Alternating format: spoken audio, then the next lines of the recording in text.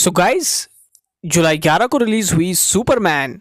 Under the direction of James Gunn DCU का एक नया विजन, और जुलाई 25 को रिलीज हुई Fantastic Four First Steps, Marvel का एक फ्रेश टेक मार्वल की फर्स्ट फैमिली पे under the direction of Matt Shakman. दोनों मूवीज़ ही काफ़ी कमाल की थी और दोनों मूवीज़ को ही खतरनाक रिस्पॉन्स नहीं सिर्फ क्रिटिक्स की तरफ से मिला और ऑडियंस की भी तरफ से मिला। चाहे मैं रॉटन टोमेटो स्कोर की बात करूँ या फिर ऑडियंस स्कोर की बात करूँ या फिर इनके सिनेमा स्कोर की बात करूँ, लेकिन क्या ऐसी बात है, क्या ऐसे कुछ की पॉइंट्स है जिसकी वजह से ऑनलाइन रिसेप्शन या फिर ऑडियंस रिसेप्शन या फिर वर्ड ऑफ माउथ जो है ज़्यादा बेटर कहा जा रहा है कि दोनों मूवीज़ में से जो है मिक्स्ड है। यानी कि कोई कह रहा है सुपरमैन मूवी बेटर है, कोई कह रहा है फैंटास्टिक फोर मूवी बेटर है, लेकिन कहीं ना कहीं यहाँ पे एज लेते हुए fantastic Four First steps movie नज़र देते हुए आ रही है। और क्या इनका बॉक्स ऑफिस कंपैरिजन, क्या ये अपना लाइफ टाइम अचीव करने वाली है एंड में, टोटल में ये सब कुछ प्रेडिक्ट करेंगे, लेकिन उसके लिए आपको ये वीडियो एंड तक देखना पड़ेगा और देखेंगे कि क्या स्ट्रॉन्ग पॉइंट्स है दोनों मूवीज़ के और क्या वीक पॉइंट्स है और कहाँ पे कौन सी मूवी किससे बाजी मारती है और एंड में हम किस कंक्लूजन पे। लेकिन उससे पहले अगर आपने वीडियो को लाइक शेयर और चैनल को सब्सक्राइब नहीं किया तो दोनों ही चीज़ें कर दो। तो गाइस, सुपरमैन जो कि जेम्स गन के डीसीयू के नए टेक को यहाँ पे विजुअलाइज करती है, फ्रेम करती है और हमें एक अलग ही दुनिया में लेके जाती है जहाँ पे कोई भी नॉलेज, कोई भी ऑरिजिन स्टोरी हमें सुपरमैन के रिगार्डिंग नहीं देखने को मिलती है, जहाँ पे हमें प्योर फोकस सुपरमैन की ह्यूमनिस्टिक एस्पेक्ट पे देखने को मिलता है। उसकी यहाँ पे क्रिप्टो के साथ जो केमिस्ट्री है, जो कि उसका डॉग है उसके साथ जो केमिस्ट्री है वो देखने को मिलती है, कि इमोशनल बॉन्ड देखने को मिलता है और किस तरीके से वो एक स्टोरी में एक नया ट्विस्ट लेके आता है और किस तरीके से लेक्स लूथर जो कि आर्च एनिमी है नहीं सिर्फ कॉमिक्स में बल्कि एक लॉन्ग टाइम राइवल रहा है सुपरमैन का, किस तरीके से इन दोनों के बीच में जो लड़ाई चलती है, फेस ऑफ चलता रहता है, किस तरीके से वो एक नई डीसीयू की तरफ हमें लेके जाता है। तो अगर बात करें सबसे पहले ऑडियंस स्कोर की या फिर सिनेमा स्कोर की या फिर रोटन टोमेटो स्कोर की, तो काफी ही एक्सलेंट 82% की रोटन टोमेटो स्कोरिंग और यहाँ पे 83% की यहाँ पे ऑडियंस रेटिंग और A- का सिनेमा स्कोर लेके बहुत ही खतरनाक यहाँ पे जो है एक तरीके से रिसेप्शन मिला था सुपरमैन को और उसने बाप लेवल की ओपनिंग यहाँ पे ली थी अपने पहले ही ओपनिंग वीकेंड में। और करंटली ये मूवी स्टैंड करती है $508 मिलियन के ऊपर वर्ल्ड वाइड बॉक्स ऑफिस पे, जो कि एक अपने आप में एक बहुत बड़ा नंबर है और एक ह्यूज सक्सेस होने वाली है डीसीयू की रिबूटेड यूनिवर्स के लिए, जो कि डीसीयू के फ्यूचर को शेप करने में बहुत ज़्यादा मदद करेगा। लेकिन बहुत सारे लोगों ने इसे एक अच्छी मूवी तो कहा, लेकिन कई लोगों के हिसाब से ये एक फुल्ली फ्लेजेड लैंडेड मूवी, यानी कि अच्छी तो फील हुई लेकिन बड़ी ग्रैंड्योर फीलिंग जो आनी चाहिए ना एक सुपरमैन मूवी को देख के, जो कि आप एक मोटिवेशन, उसको लीडर की तरह, उसको एक next level God like figure की तरह देखते हो, वो इस मूवी में हमें देखने को नहीं मिला और वो काफ़ी सारे लोगों ने यहाँ पे मिस किया। और फैंटास्टिक फोर से कंपैरिजन तो छोड़ो, सबसे पहले इसके कंपैरिजन यहाँ पे मैन ऑफ स्टील से ही हुए या फिर सुपरमैन की प्रीवियस मूवी से हुए, जो कि ऑब्वियसली होना एक जाहिर बात है, जहाँ पे कई सारे एस्पेक्ट्स में यहाँ पे मैन ऑफ स्टील एक बेहतर मूवी यहाँ पे कह रहे हैं लोग। अब अगर मैं स्नाइडर फैंस को या फिर कल्ट फैंस को यहाँ पे छोड़ दूँ ना, तो जनरल ऑडियंस का भी यही मानना है कि वो यहाँ पे मैन ऑफ स्टील को यहाँ पे प्रेफर करेंगे, क्योंकि एक्शन के मामले में चाहे कितना भी क्रेजी कैमरा वर्क यहाँ पे जेम्स गन ने दिया हो, यहाँ पे एक्शन जो है वो बड़ा तो फील होता है, लेकिन यार वो बड़ी फील के साथ जो इम्पैक्ट लैंड होना चाहिए हर एक फाइट सीक्वेंस में, वो यहाँ पे जो है आपको देखने को नहीं मिलता है। नो डाउट इसके इमोशंस ही इसकी मूवी की बैकबोन है, लेकिन जिस तरीके से उन इमोशंस में काफ़ी सारे कैरेक्टर्स को इन्वॉल्व किया गया है, वो आपको एक मिक्स्ड बैग के साथ छोड़ के जाते हैं। अगर मुझे सुपरमैन मूवी का रिव्यू करना होता तो जब मैंने इस मूवी का पहला शो देखा था तो मेरे दिमाग में ऐसी फीलिंग आई कि जिस वजह से ये मूवी जो है अपने आप में एक तरीके से कमज़ोर मूवी बन के रह जाती है, वो है इसका टू मच होना। यानी कि यार आपको बहुत सारा कुछ दिखाने की कोशिश करती है। जेम्स गन ने पूरा ट्राई किया, एक्शन भी डालूंगा, इमोशन भी डालूंगा, वो मासी वाली फीलिंग भी दूंगा, इमोशनल वाली फीलिंग भी दूंगा, एक जो है केमिस्ट्री भी, लव केमिस्ट्री भी इसमें डाल दूंगा, तो बेहतर वर्क करेगा। बेहतर वर्क तो करता है, लेकिन हर किसी मूवमेंट का इंपैक्ट आप के ऊपर लॉन्ग टर्म में नहीं होता है। अब अगर यहाँ पे कंपैरिजन किया जाए fantastic Four First steps movie का, तो दोनों ही मूवीज में आपको प्रीवियस नॉलेज जरूरी हो कैरेक्टर्स के बारे में डीपली, ये बिल्कुल भी जरूरी नहीं है, क्योंकि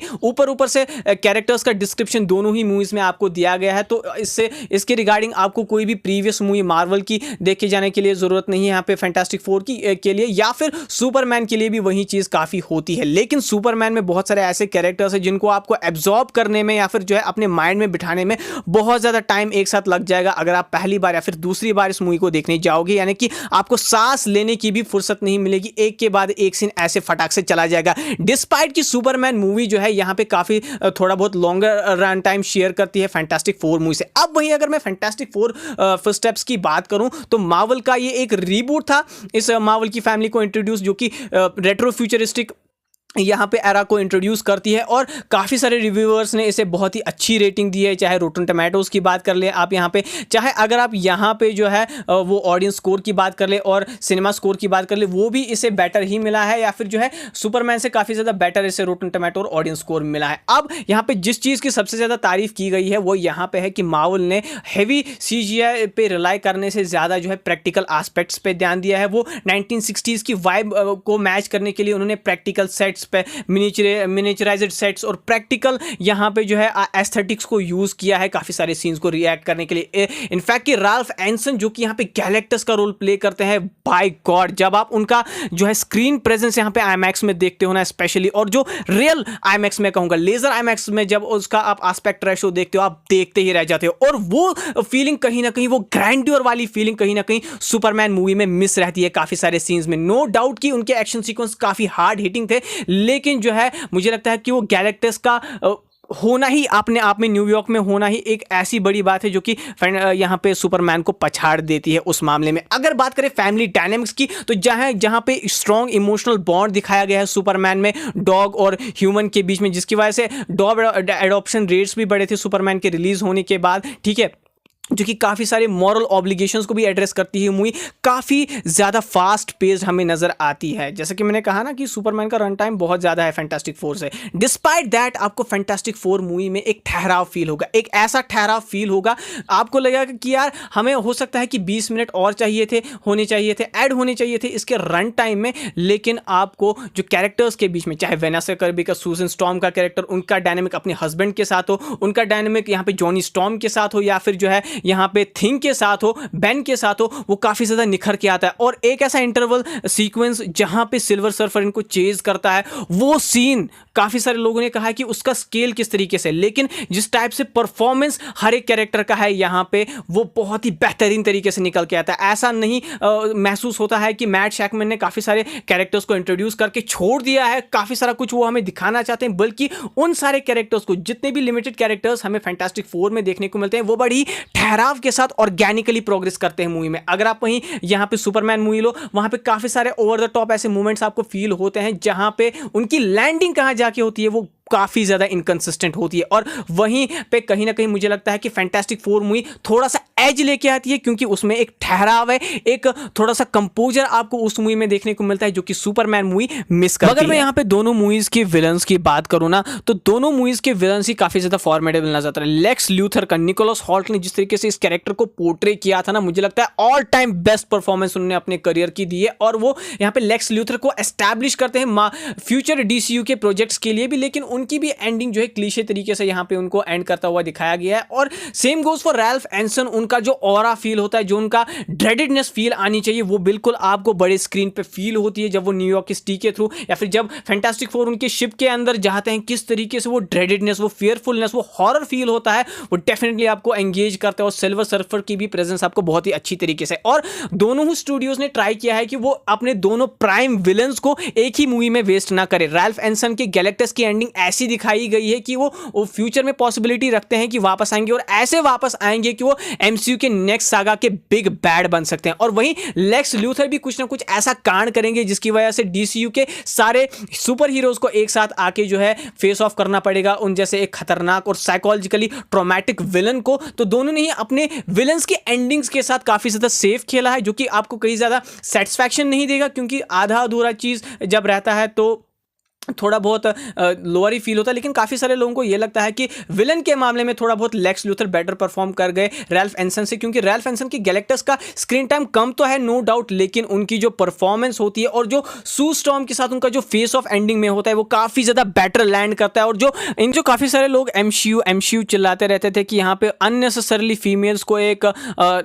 अनइमेजिनेबल स्पॉटलाइट दी जाती है एमसीयू में, उसको किस तरीके से बेटर तरीके से एमसीयू दिखा सकता है, एक माँ का इमोशन किस तरीके से एक ड्रेडेड विलन को भी हरा सकता है, वो बेटर तरीके से प्रेजेंट लैंड और इमोशंस को यहां पे स्क्रीन पे लेके आने में वेनेसा कर्बी का जो है जवाब नहीं है, जो कि मुझे लगता है कि काफी टाइम पे सुपरमैन के इमोशनल एस्पेक्ट वाले एंगल को उनकी ही मूवी में टक्कर देने की काबिलियत रखता है, और दोनों ने ही अपना काम बेटर किया। लेकिन मुझे लगता है कि सूजन स्टॉर्म यहां पे लीड रोल में कहना चाहूंगा फैंटास्टिक फोर फर्स्ट स्टेप्स में रही है, तो गलत नहीं होगा, क्योंकि उनकी एनर्जी, उनका इमोशन, उनकी जो एक्टिंग, उनकी जो परफॉर्मेंस एंड वाले सीक्वेंस में रहती है, क्लाइमैक्स वाले फाइट सीन में, वो अनइमेजिनेबल, और जिस तरीके से एक बच्चे और माँ का इमोशन रहता है, क्या अपनी माँ जो है एक अपने बच्चे के लिए कर सकती है, वो यहाँ पे बेटर तरीके से उसमें सबसे ज़्यादा एमसीयू यहाँ पे बाजी मार गया। लेकिन अगर इन दोनों मूवीज़ के बॉक्स ऑफिस की बात की जाए तो करंटली 508 मिलियन पे डॉलर पे यहाँ पे स्टैंड करती है सुपरमैन मूवी, और 218 मिलियन की एक बाप लेवल की ओपनिंग फैंटास्टिक फोर मूवी ने भी ली है। तो इनका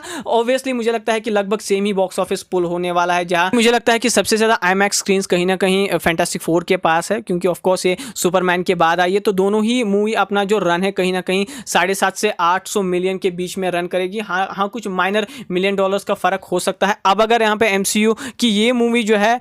थोड़ा बहुत कम भी कमाएगी, लेकिन इतना तो श्योर है कि काफ़ी टाइम के बाद Thunderbolts, captain America, brave new world की हालत देखने के बाद जो है एक बेटर पोजीशन में है मार्वल बॉक्स ऑफिस के लेवल पे, अगर मैं फैंटास्टिक फोर फर्स्ट स्टेप्स की बात करूं, और सुपरमैन भी एक प्रॉफिटेबल जोन में अब आ चुकी है अगर हम बात करें, क्योंकि यहाँ पे जो है डीसीयू की काफ़ी सारी मूवीज़ ना चलने के बाद, फ्लॉप होने के बाद, ब्लू बीटल का बुरा हाल हुआ, वंडर वुमन 2 का बुरा हाल हुआ, उसके बाद एक्वामैन उस तरीके से एक्वामैन 2 अच्छी तरीके से परफॉर्म नहीं करी गई, तो डीसीयू का नया विजन भी बहुत ही अच्छी तरीके से शेप होता हुआ नजर आ रहा है। और फर्स्ट स्टेप्स जो अपनी मूवी का नाम रखा है मार्वल ने अपनी फैंटास्टिक फोर मूवी का, वो परफेक्टली उसे जस्टिफाई करता है, क्योंकि मार्वल अपनी ओल्ड वेज की तरफ वापस जा रहा है, old way of film making की तरफ वापस जा रहा है, और इसी की वजह है कि ये मूवी एक बेटर, अच्छी तरीके से पॉजिटिव रिजल्ट और एस्पेक्ट के तौर पे निकल आ रही है, और इसके अलावा इसे एक एज भी, आउटसाइड एज भी मिल रहा है सुपरमैन मूवी के ऊपर, इसे ऑडियंस उससे ज्यादा भी पसंद कर रही है। All in all